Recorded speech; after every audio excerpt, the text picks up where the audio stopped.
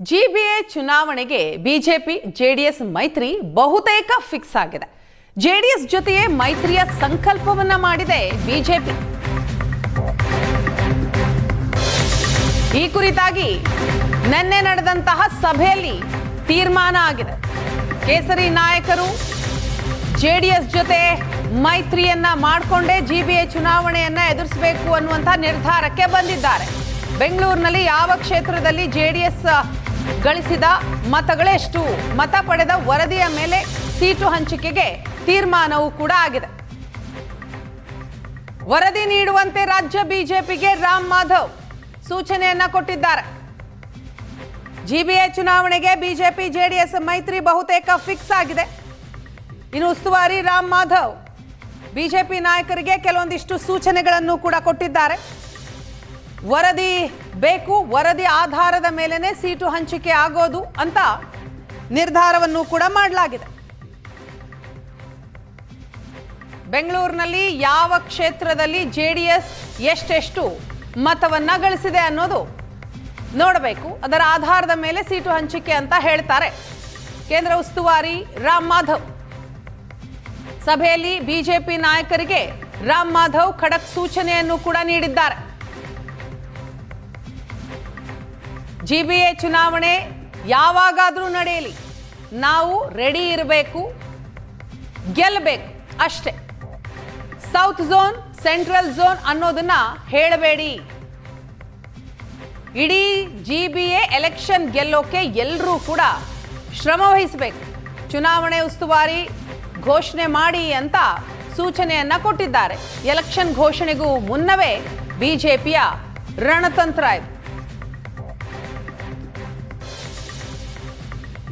ಈ ಬಗ್ಗೆ ಡೀಟೇಲ್ಸ್ ಕೊಡ್ತಾರೆ ನಮ್ಮ ಪ್ರತಿನಿಧಿ ರವಿ ಶಿವರಾಮ್. ಇದೀಗ ನಮ್ಮ ಜೊತೆ ನೇರ ಸಂಪರ್ಕದಲ್ಲಿದ್ದಾರೆ.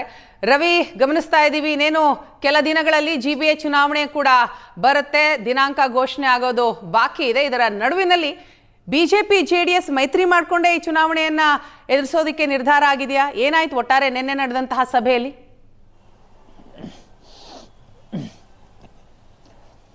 ಬಹುಶಃ ಬಿಜೆಪಿ ಮತ್ತು ಜೆಡಿಎಸ್ ಒಟ್ಟಿಗೆ ಚುನಾವಣೆಯನ್ನು ಎದುರಿಸುವಂತಹ ಸಾಧ್ಯತೆಗಳು ಬಹಳ ಹೆಚ್ಚಳವಾಗಿದೆ. ಯಾಕೆ ಪ್ರಶ್ನೆ ಎದುರಾಯಿತು ಅಂತ ಹೇಳಿದ್ರೆ, ಕೆಲವು ದಿನಗಳ ಹಿಂದೆ ಜೆಡಿಎಸ್ ವರಿಷ್ಠರಾಗಿರುವಂಥ ಎಚ್.ಡಿ. ದೇವೇಗೌಡರು ತಾವು ಸ್ಥಳೀಯ ಸಂಸ್ಥೆ ಚುನಾವಣೆಗಳನ್ನು ಒಂದಾಗಿ ಮಾಡುವ ಬದಲಾಗಿ ಪ್ರತ್ಯೇಕವಾಗಿ ಮಾಡೋಣ, ಒಂದು ಹೆಲ್ದಿ ಕಾಂಪಿಟೇಷನ್ ಇರಲಿ ಹೇಳುವಂಥ ಅರ್ಥದಲ್ಲಿ ಮಾತನಾಡಿದರು. ಅದರ ಆಧಾರದ ಮೇಲೆ ಬಿಜೆಪಿಯ ಕೆಲ ಶಾಸಕರು, ಅದರಲ್ಲೂ ಬಿಜೆಪಿಯ ಪ್ರಧಾನ ಕಾರ್ಯದರ್ಶಿ ಆಗಿರುವಂಥ ಪ್ರೀತಮ್ ಗೌಡ ಮಂಡ್ಯಕ್ಕೆ ಹೋದಾಗ ಇಲ್ಲ ಕಾರ್ಯಕರ್ತರ ಭಾವನೆ ಒಂದೇ ರೀತಿ ಇದೆ, ನಾವು ಸ್ಥಳೀಯ ಸಂಸ್ಥೆ ಚುನಾವಣೆಗಳನ್ನು ಪ್ರತ್ಯೇಕವಾಗಿ ಮಾಡಬೇಕು ಹೇಳುವಂಥ ಒಂದು ಸ್ಟೇಟ್ಮೆಂಟನ್ನು ಕೂಡ ಮಾಡಿದರು. ಆದರೆ ಮೊನ್ನೆ ನಡೆದಂಥ ಒಂದು ಸಭೆಯಲ್ಲಿ ಜಿಬಿಎ ಉಸ್ತುವಾರಿಯಾಗಿ ಬಂದಿರುವಂಥ ರಾಮ್ ಮಾಧವ್ ಅವರು ಬೆಂಗಳೂರಿನ ಬಿಜೆಪಿಯ ಶಾಸಕರು, ಮಾಜಿ ಶಾಸಕರು, ಮಾಜಿ ವಿಧಾನ ಪರಿಷತ್ ಸದಸ್ಯರು ಎಲ್ಲರ ಜೊತೆಯೂ ಕೂಡ ಸಭೆಯನ್ನು ಮಾಡಿದ್ದಾರೆ. ಆ ಸಭೆಯಲ್ಲಿ ಪ್ರಮುಖವಾಗಿ ರಾಜ್ಯಾಧ್ಯಕ್ಷ ವಿಜೇಂದ್ರ ಅವರು ಕೂಡ ಇದ್ದರು, ಆರ್ ಅಶೋಕ್ ಅವರು ಕೂಡ ಇದ್ದರು.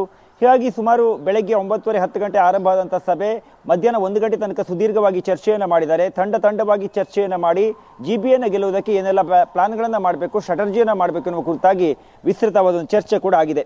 ಇದರ ಮಧ್ಯೆ ಕೆಲವು ಶಾಸಕರು ರಾಮ್ ಮಾಧವ್ ಅವರಿಗೆ ತಮ್ಮ ಅಭಿಪ್ರಾಯವನ್ನು ಸಭೆಯಲ್ಲಿ ಹೇಳಿದ್ರಂತೆ.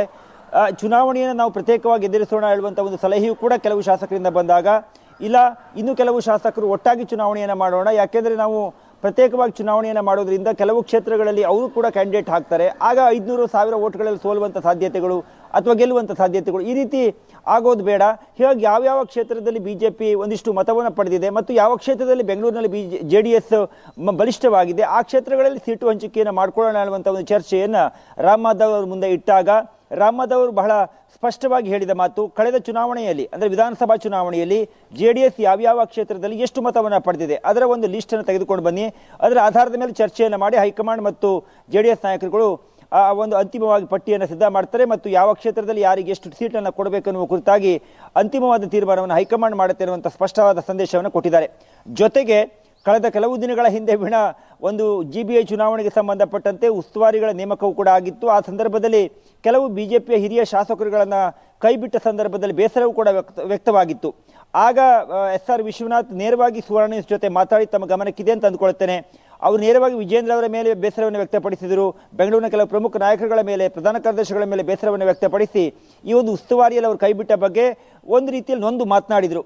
ಹೀಗಾಗಿ ಈ ಬಾರಿ ಮತ್ತೊಮ್ಮೆ ಉಸ್ತುವಾರಿಯ ನೇಮಕ ಮಾಡೋದಕ್ಕೆ ರಾಮ್ ಮಾಧವ್ ಅವರು ಸೂಚನೆಯನ್ನು ಕೊಟ್ಟಿದ್ದಾರೆ. ಆ ಸಂದರ್ಭದಲ್ಲಿ ವಿಜಯೇಂದ್ರ ಸಭೆಯಲ್ಲಿ ಹೇಳಿದ್ರಂತೆ ನಾನು ಮತ್ತು ಆರೋಶಕ್ ಅವರು ಕುಳಿತುಕೊಂಡು ಉಸ್ತುವಾರಿಗಳ ನೇಮಕವನ್ನು ಮಾಡ್ತೇವೆ ಹೇಳುವಂತ ಮಾತನ್ನು ಹೇಳಿದಾಗ ಸರಿ, ಆ ಉಸ್ತುವಾರಿಗಳ ಪಟ್ಟಿಯನ್ನು ಬಿಡುಗಡೆ ಮಾಡುವ ಪೂರ್ವದಲ್ಲಿ ತನ್ನ ಗಮನಕ್ಕೂ ಕೂಡ ತರಬೇಕು ಅನ್ನುವಂಥ ಸೂಚನೆಯನ್ನು ರಾಮ್ ಮಾಧವ್ ಅದೇ ಸಂದರ್ಭದಲ್ಲಿ ಕೂಡ ನೀಡಿದ್ದಾರೆ.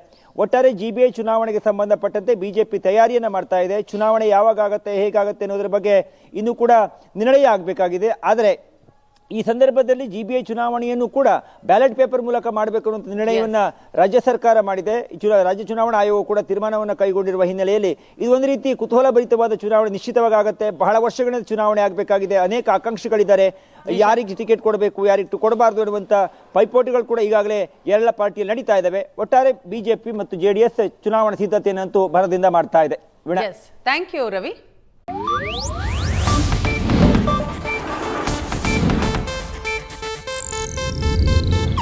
ಇದು ಏಷ್ಯಾನೆಟ್ ನ್ಯೂಸ್ ನೆಟ್ವರ್ಕ್ ಪ್ರಸ್ತುತಿ.